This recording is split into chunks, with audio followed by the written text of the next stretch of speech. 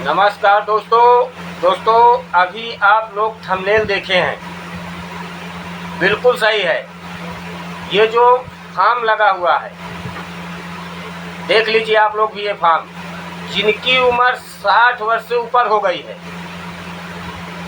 वो महिला है या पुरुष, दोनों के लिए बता रहा हूँ। जिनकी उम्र 60 साल से ऊपर हो गई है, वो उनके लिए सरकार आखिरी मौका दे रहा है। ये फॉर्म भरिए और पेंशन लीजिए।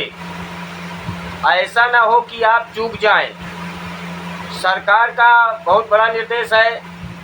देश के जितने सीनियर सिटीजन हैं, जिनकी उम्र 60 वर्ष से ऊपर हो गई है, उनके लिए ये फॉर्म भरें और हर महीने पेंशन लें। तो आप लोगों को ये फॉर्म भरना बहुत ज़रूरी है। जो फॉर्म लगा दिया हूँ, इसी तरह का फॉर्म आप लोगों को भरना है। भरने के बाद क्या क्या करना है, इसमें कैसे भरना है, डॉक्यूमेंट्स क्या लगे हुए हैं, सब आप लोगों को बताने जा रहा हूँ। बिल्कुल छोटी सी वीडियो है, वीडियो पूरा देख लीजिएगा, क्योंकि ये वीडियो जैसे जैसे आगे बढ़ती जाएगी उतनी ही इम्पोर्टेंट होती चली जाएगी। मिस मत कर दीजिएगा, मिस कर देंगे तो आपका ही नुकसान होगा। तो सबसे पहले जान लेते हैं कि सरकार जो ये फॉर्म निकाली है सीनियर सिटीजन को पेंशन देने के लिए, इसके लिए आप लोगों को डॉक्यूमेंट्स की आवश्यकता पड़ेगी। अब डॉक्यूमेंट्स में आपको क्या देना होगा, आधार कार्ड, पैन कार्ड, ये तो हो गए, तो मस्ट है। अब 60 साल के आप हैं कि नहीं हैं, इसके लिए आपको एक डॉक्यूमेंट्स देना होगा।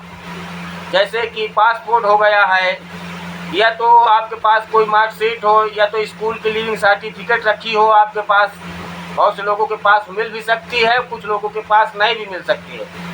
तो ऐसे कंडीशन में पासपोर्ट का सहारा ले सकते हैं, वोटर आईडी का सहारा ले सकते हैं। और इसके बाद आय प्रमाण पत्र कि आपकी आय कितनी है, इतने डॉक्यूमेंट्स चाहिए। अब इसमें जान लेते हैं कि डॉक्यूमेंट्स लेने के बाद क्या करना होगा आप लोगों को। कि डॉक्यूमेंट्स ले करके आप लोगों को 2 प्रकार की सुविधा दी जा रही है। ऑनलाइन फॉर्म भरना है और ऑफलाइन भरने के लिए 2 प्रकार की सुविधा है। अगर आप ऑनलाइन फॉर्म भरने जा रहे हैं तो इतने डॉक्यूमेंट्स ले करके जाइएगा, वो स्कैन कर लेंगे और अपना जो खर्च है थोड़ा बहुत वो लेंगे। उसके बाद फॉर्म भर देंगे। फॉर्म भरने के कुछ दिन के बाद, हाँ, फॉर्म जब भरवाइएगा तो उसकी एक रिसीविंग ले लीजिएगा। और बैंक अकाउंट भी आपका लगेगा फॉर्म भरते समय।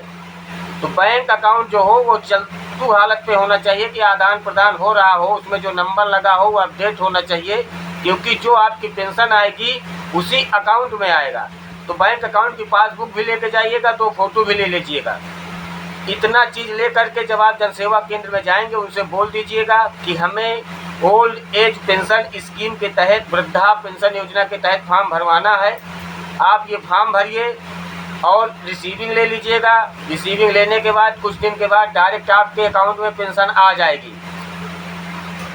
अब इसमें जान लीजिए कि किनको नहीं मिलेगी।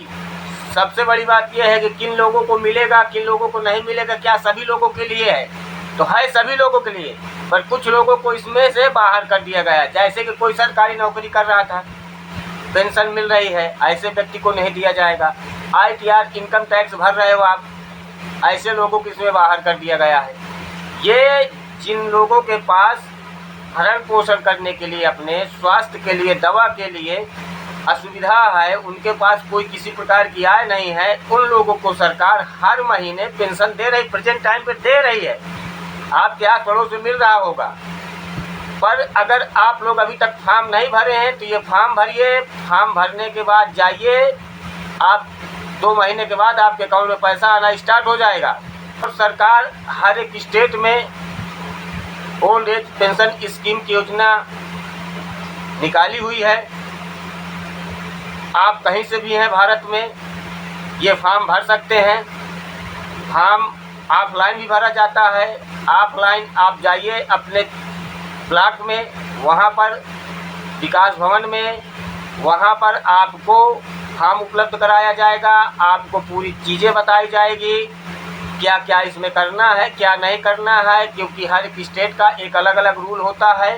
तो जा करके वो रूल भी मालूम कर लीजिएगा और ये फॉर्म भरिए। आपके घर में कोई 60 साल से ऊपर है या रिलेशन में कोई 60 साल से ऊपर हैं, आपके माता पिता हैं या पड़ोसी में कोई है, उनको ये सूचना दीजिए कि वृद्धा पेंशन योजना, जिसे ओल्ड एज पेंशन स्कीम कहा जाता है, 60 साल भी कहा जाता है, इस स्कीम के तहत सरकार हर महीने पेंशन दे रही है।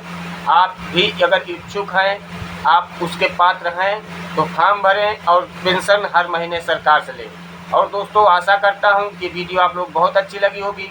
अच्छी लगी हो तो कमेंट करें, शेयर करें, ताकि और लोगों तक ये खबर पहुंच सके। धन्यवाद।